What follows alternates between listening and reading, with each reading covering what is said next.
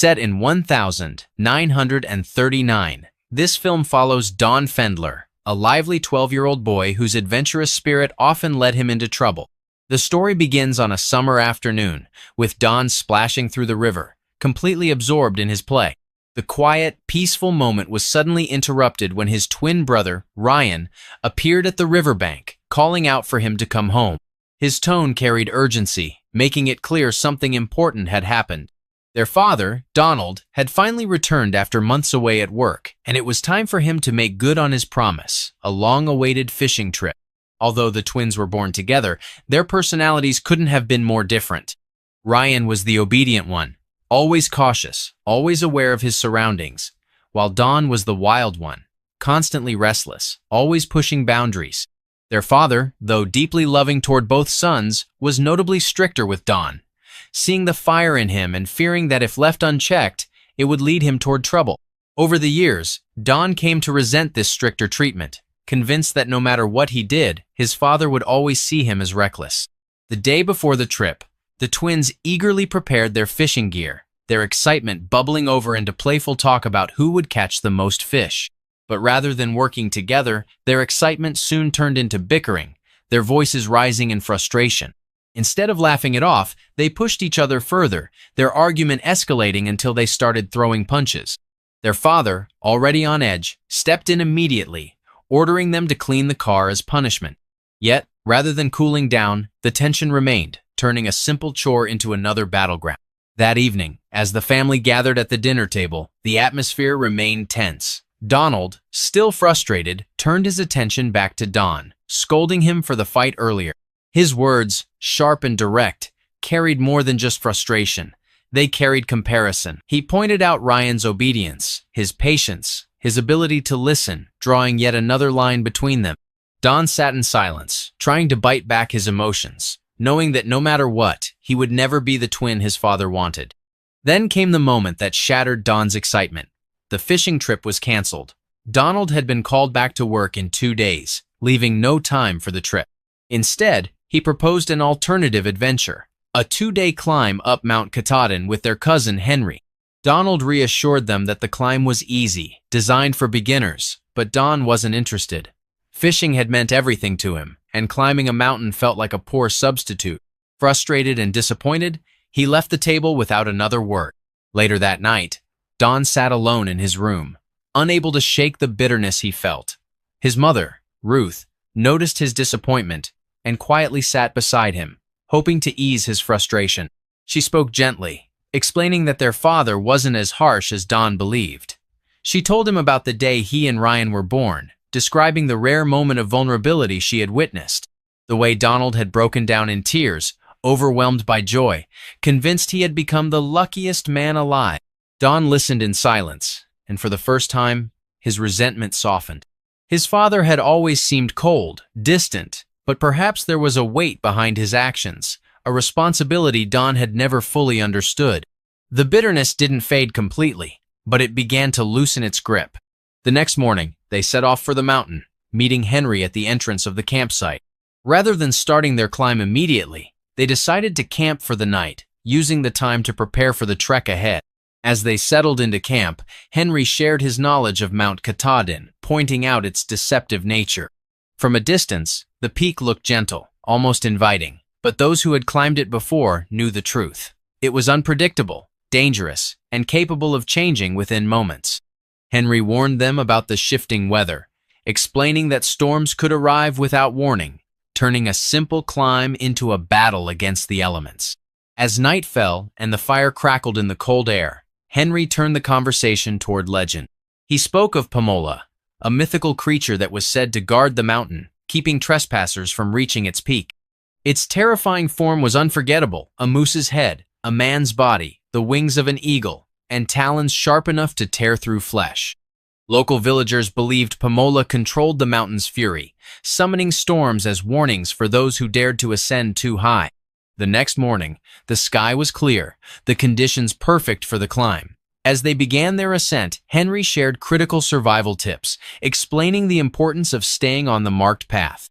The white markings on the trees served as guides, ensuring that climbers never lost their way. He also warned them that if they ever got lost, screaming for help would be useless.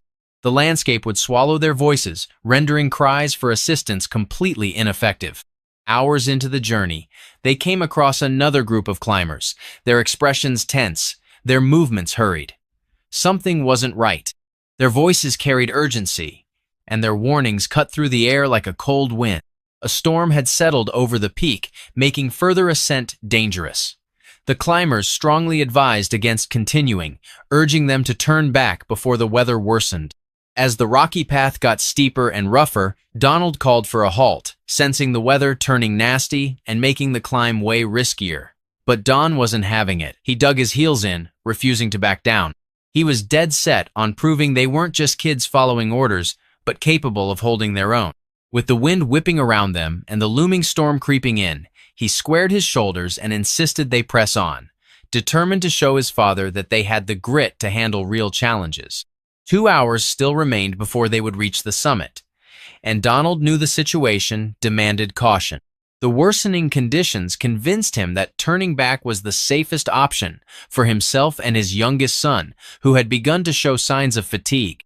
He entrusted Henry with the responsibility of guiding the remaining climbers to the peak, instructing them to be mindful of the conditions while he returned to the campsite.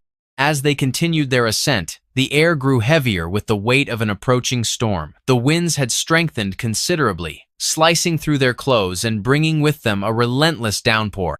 The cold began to take a toll, seeping into their skin until the shivering became uncontrollable. Ryan was hit the hardest. His movements faltered, and his body shook violently with each step forward. Don, noticing his brother's worsening condition, removed his sweater and draped it over Ryan's shoulders, ensuring he had some protection from the harsh elements. Navigating the treacherous landscape required patience. But despite the mounting obstacles, their determination remained unwavering. By the time they reached the summit, the feeling of triumph was unmistakable, though it carried with it an air of disappointment.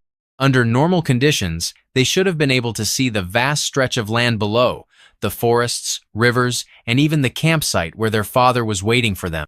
Instead, visibility was non-existent, the dense fog rendering the view completely inaccessible. Recognizing the need for urgency, Ryan expressed his concern about staying at the peak for too long. His thoughts centered around the growing anxiety their father must have been feeling, waiting for their return while the storm intensified. He insisted that the safest course of action was to begin their descent immediately, but Don was reluctant to agree. The frustration he had carried for so long resurfaced, the years of unfulfilled promises and forced patience unraveling in his mind. In his view, it had always been them waiting for their father, the ones enduring disappointment time and time again. There was nothing wrong with allowing their father to experience that same feeling, even for a little while. The remark created a sudden tension between them, an unspoken resentment revealing itself in the quiet space between their exchange. What had once been a celebration of their accomplishment turned into a reminder of the distance they still had between them. The atmosphere shifted, and before Henry could attempt to de-escalate the moment, Don had already decided on his next move. Without warning, he turned away from them and sprinted down the mountain alone, his emotions fueling his recklessness. The severity of the storm had left the terrain dangerously slick, and Don quickly realized how unstable his footing had become. The uneven ground threatened his balance, forcing him to focus on every step he took. But the warning came too late. His foot landed at an awkward angle against a wet rock, sending his weight forward as his momentum took over. In a split second, his body lurched downward, slipping past the designated climbing path and tumbling into the depths below. Panic overtook him instantly. He attempted to call out for Ryan and Henry, but the violent roar of the storm swallowed his voice whole. Each attempt to scream for help yielded the same result. His words lost to the force of the relentless rain. His vision, already compromised by the thickening fog, deteriorated further as darkness settled around him. He tried to reorient himself, to find something solid to grasp. But each move only led to another stumble. Ryan and Henry, now breathless, arrived back at the campsite where Donald had been waiting. The sight of them immediately set off alarm bells in his mind. Rising to his feet, he searched their faces for an explanation, though his instinct already confirmed his worst fears. The urgency in Harry's voice provided the answer. Don had broken away from them, ignoring their pleas to return. They had chased after him but soon lost sight of him in the storm, unable to determine where he had fallen. At that moment, Don had landed roughly against the forest ground, his body scraping against the jagged terrain as he fought to regain control of his movements. His breathing was uneven, and his pulse hammered against his chest, but the exhaustion settling into his limbs left him momentarily unable to move. As he attempted to push himself upward, he fell into the shallow mud, and an animal skull lay partially buried. The sight was enough to send a renewed wave of panic through him, and his immediate instinct was to retreat. However, his struggle to escape the eerie discovery led him into another obstacle. The thorn bushes caught hold of his limbs, ensnaring him in their sharp embrace. The more he fought against them, the deeper they cut into his skin. Frustration clouded his judgment, and without thinking, he shed his outer clothes, freeing himself from the grip of the branches and continuing his frantic escape into the unknown. Donald and Henry had already set out, determined to retrace the path that would hopefully lead them to Don. The worsening conditions complicated their search, but they refused to consider the possibility of failure. With each passing moment, Donald's concern evolved into desperation, forcing him to accept that immediate action was necessary. He ordered Henry to contact the forest rangers, knowing that if Don wasn't located soon, survival would become increasingly unlikely. Don had long since lost track of time, the darkness swallowing everything around him until orientation was impossible. His shoes, having endured the brutal journey, began to tear apart, leaving his feet vulnerable to the unforgiving landscape. His injuries multiplied, but his exhaustion left him numb to the pain. Wrapping his bleeding foot in his damp socks, he pressed forward, determined to continue despite the suffering his body endured. His thoughts drifted to home, to his mother's warmth and reassurance. The grief rising in his chest consumed him as regret overtook his senses. He cursed his recklessness, the foolishness of his anger, the senseless decision that had led him to this moment. If given the chance to return, he swore he would be the best son imaginable, promising himself that he would change. By the time the search teams arrived at the mountain, the effort to locate Don had expanded significantly. The flashlights illuminated the path as voices called out his name, but as the hours passed, their certainty in finding him grew weaker. Donald, struggling to accept the reality unfolding before him, finally made the most difficult decision of his life. He contacted Ruth, his voice heavy as he delivered the devastating news. Don was missing. The next morning, as Don woke from his shallow sleep, a feather rested near him, carried by the storm's wind. His fingers wrapped around it, his mind recalling the legend Henry had spoken of earlier. He tucked the feather into his shirt pocket, allowing the weight of his predicament to settle further. The forest was relentless, and as time continued forward, mosquitoes and insects gathered around him, adding another layer of discomfort to his condition. His movements were slow, directionless, and the landscape around him only became more unforgiving. His path was uncertain, his survival dependent on luck. At the same time, Ruth had arrived at the search site, desperate for answers. The ranger she spoke to conveyed doubts about Don's survival, citing the strength of the wind during the time of his disappearance. It became clear that the search effort was no longer centered on finding him alive, but rather on recovering his body. The revelation shattered Donald, confirming the grim thoughts that had been circling his mind. The forest was vast, the sheer size of it presenting challenges that seemed insurmountable. The rangers emphasized the difficulty in locating someone lost in such an expanse, estimating the terrain to stretch over 100 hectares. Memories surfaced, and Donald found himself recalling the message he had instilled in his children. If lost in the forest, they must hold on to their common sense, follow the flow of water, and continue moving forward. The advice had seemed simple at the time, but imagining Don in his current situation, he understood just how impossible those instructions would be to follow. 3 days had passed, and Don remained wandering. His instincts led him toward a small river, the sight granting him a fleeting moment of peace. He allowed himself to embrace it, indulging in the water as a temporary escape from his reality. But the comfort was short-lived. As he rested, a strange sensation overtook him, his skin crawling with a presence unseen. He hurried to investigate, his hands frantically pulling at his clothes. What he found was that leeches covered his body, clinging to him as he struggled to remove them. His breath became labored, and with sheer determination, he rid himself of the creatures. Nearby, the lifeless form of a small bird lay in the dirt, a victim of an eagle's hunt. The sight unnerved him, the image presenting itself as an omen. On the fourth day, frustration settled over the search efforts, as Donald and the others struggled to find clarity regarding Don's whereabouts.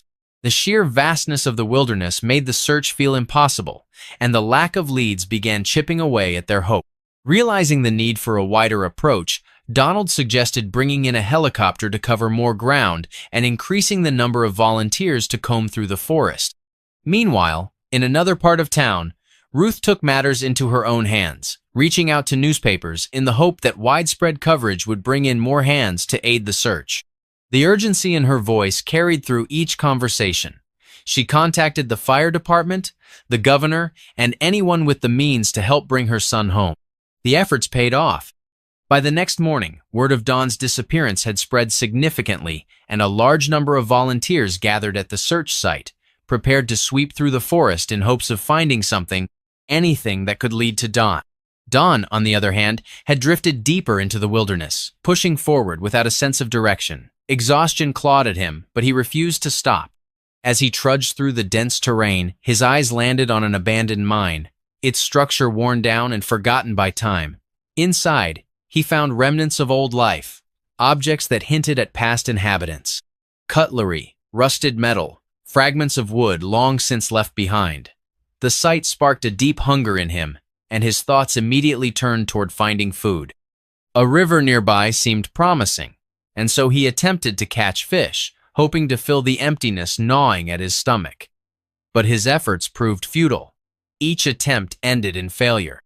He pushed on, desperate to succeed, but after countless tries, his energy dwindled, his frustration mounting. His breath came labored, and the hunger tightened its grip until he could no longer ignore it. Defeated, he sat by the water, his mind growing foggy. Then, in a fleeting moment of clarity, an idea struck him. His shirt?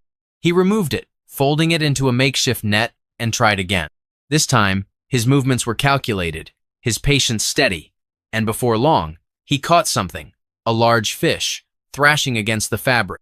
The sight filled him with a momentary rush of relief, and without hesitation, he took it back to the mine, eating it raw, no longer caring about anything other than silencing his hunger. As he sat within the hollow of the abandoned structure, his thoughts drifted home. The warmth of his family, the comfort of sitting at the dinner table, the quiet conversations that once seemed trivial, everything felt distant now, and the weight of his isolation pressed against him. He had taken so much for granted, assuming that certain things would always be there, but now, lost in the vastness of the unknown, he was more determined than ever to get back. With newfound resolve, Don pressed forward, trying to recall every lesson his father had taught him. He followed the flow of water, moving as instructed, but soon, the night descended, forcing him to stop. He knew that continuing in the darkness was a death sentence, and so he settled once again within the forest, preparing for yet another night exposed to the harsh elements. 6 days had now passed since Don had gone missing, and the case had become a widely discussed headline. More than 150 volunteers had gathered in the search effort, making it one of the most significant rescue missions in the area's history. But despite the massive deployment, the majority had lost hope in finding Don alive. Their efforts had shifted. Rather than rescuing a lost boy, they were searching for remains. Many of them were waiting for the first signs of decay, expecting that soon the scent of death would lead them to their answer. By the 7th day, the rescue teams encountered something they had feared, a foul odor rising from a gap in the rocks. The volunteers moved quickly, convinced that they had finally found Don's body, but as they attempted to investigate, no adult could fit through the narrow opening.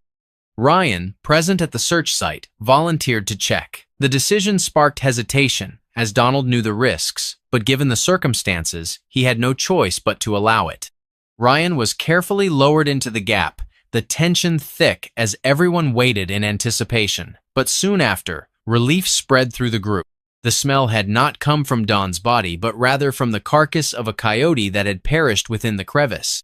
A week had passed, and the collective conclusion was unavoidable. The volunteers, one by one, decided that it was time to end the search.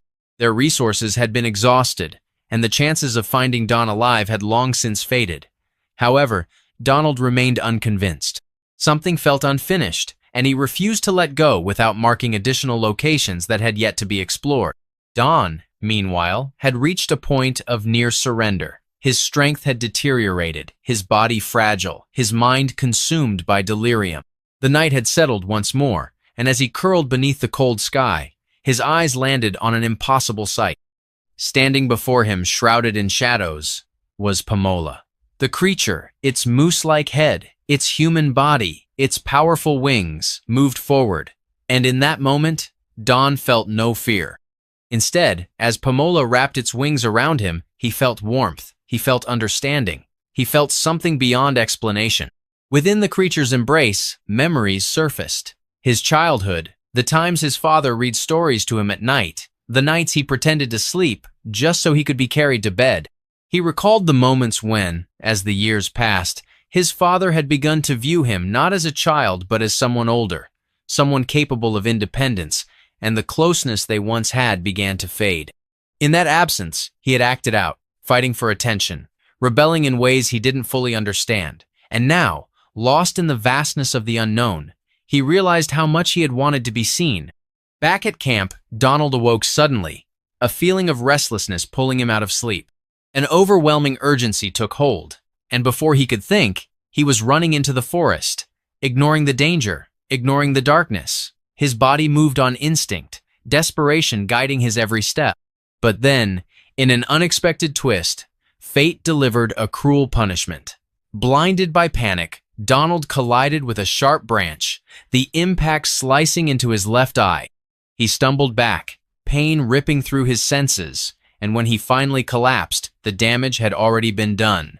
The diagnosis later confirmed what he already knew. His left eye would never see again. The news reached Ruth quickly, and she rushed to check on his condition. In that moment, all masks were removed. She admitted the truth she had long kept hidden.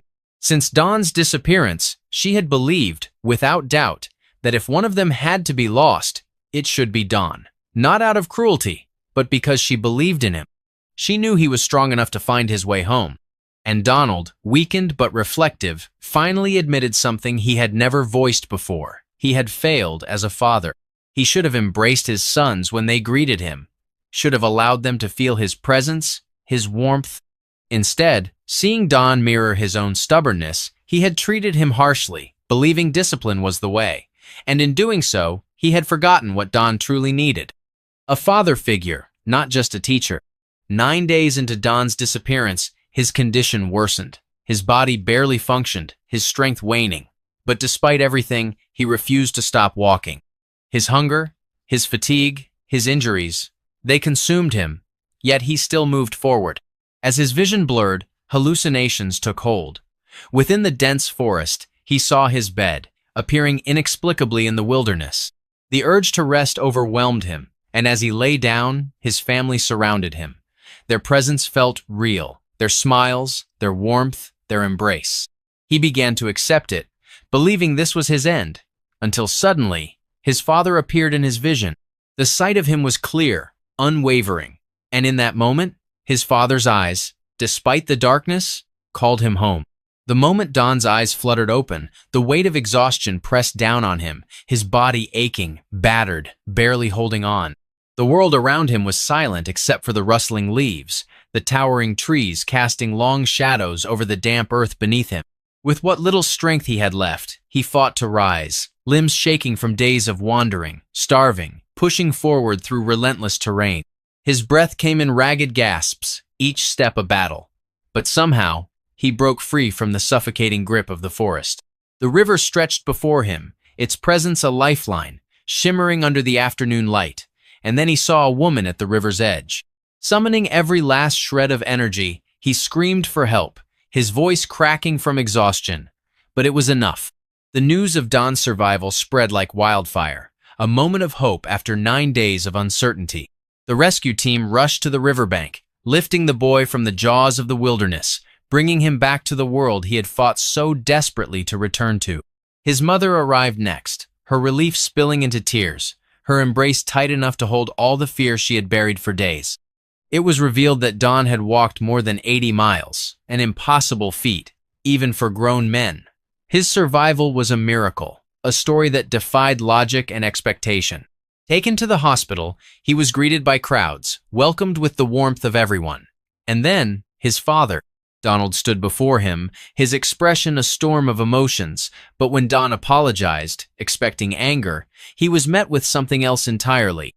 Donald pulled him into an embrace, a hug heavy with unspoken words, a quiet acknowledgement of his son's strength, his resilience, and the fact that he had made it back home at all.